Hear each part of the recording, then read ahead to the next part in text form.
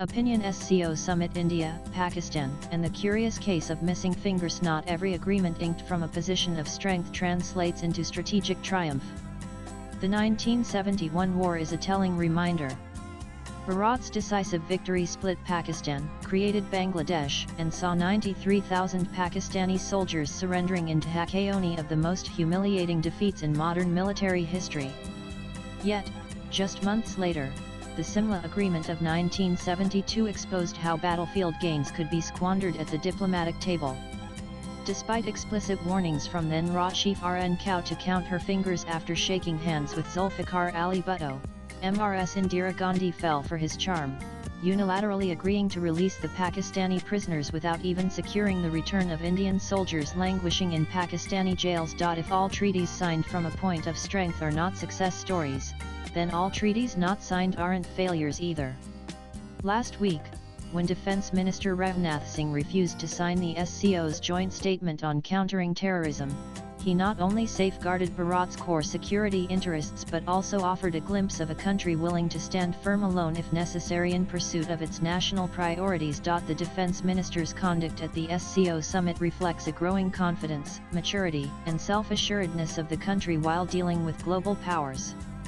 Unlike in the past, when New Delhi would have been tempted to make a compromise for the sake of consensus or regional solidarity, today's Bharat doesn't mind walking that extra mile on treacherous terrains if the country's long-term interest so demands. The SCO draft statement was a watered-down document that, with Chinese collusion, sought to downplay Pakistan's terror connections. It also refused to acknowledge, far less condemn, Islamabad's sinister role in not just waging but also spreading global jihad. What particularly irked New Delhi was the refusal to give the dastardly Pahalgam attack a place in the draft statement. For Bharat, having borne the brunt of Pakistan-sponsored terrorism for decades, any endorsement of such a document would have compromised its core security interests. More so in the wake of the much successful Operation Sindoor, where Bharat drew for Pakistan and the world a new Lakshman Rekha on terrorism. Critics argue that Bharat should reconsider its engagement with institutions like the SCO, given their internal dynamics and frequent tilt against Bharat's interests. But there is a compelling counterpoint. Bharat's very participation forces these blocs to confront their inconsistencies. By attending and then refusing to endorse a flawed document, Bharat highlighted the SCO's duplicity on terrorism. New Delhi's presence gives the SCO a democratic legitimacy, especially when most of its member states lack genuine democratic credentials. At the same time, it does moderate the innate anti-Bharat tendencies of such institutions. Yet, the incident is also a reminder of the solitary nature of Bharat's fight against Pakistan-sponsored terrorism. The West's support often stops at rhetoric. Washington's Bharat policy is still largely China-driven, focused on counterbalancing Beijing rather than addressing Islamabad's terror machinery.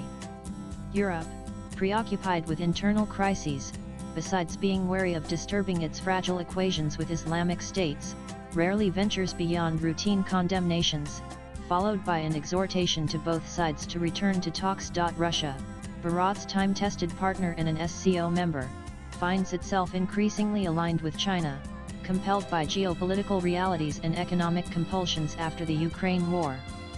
Moscow's growing dependence on Beijing inevitably narrows the space for unequivocal support to New Delhi, especially on issues where Chinese and Pakistani interests converge. Perhaps the most sobering takeaway from the SCO saga is the fact that Bharat is, in many ways, alone in its fight against terrorism emanating from Pakistan.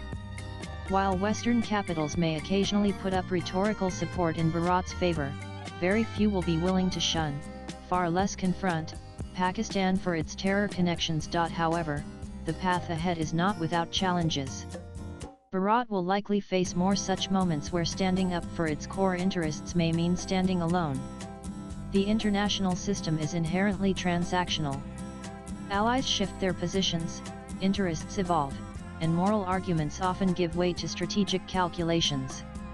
This reality makes it imperative for Bharat to continue diversifying its partnerships, deepening ties not just with the Quad countries but also with nations in Europe, ASEAN, Africa, and the Middle East.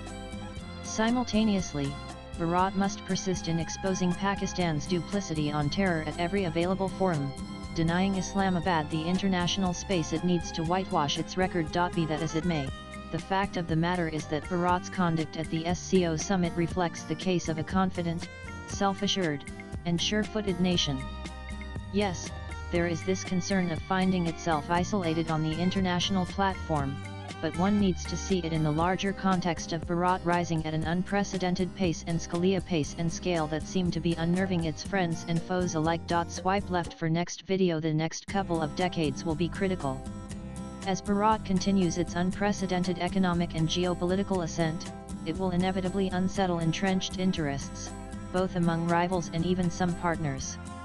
How deftly Bharat navigates this phase, balancing assertion with strategic partnerships, principle with pragmatism, will determine how swiftly it cements its place as a global power. The good thing is, as Ravnath Singh's resolute stance at the SCO shows, Naya Bharat not just counts the fingers after shaking hands with other powers, it has also started making them accountable if some of the fingers go missing after the handshake.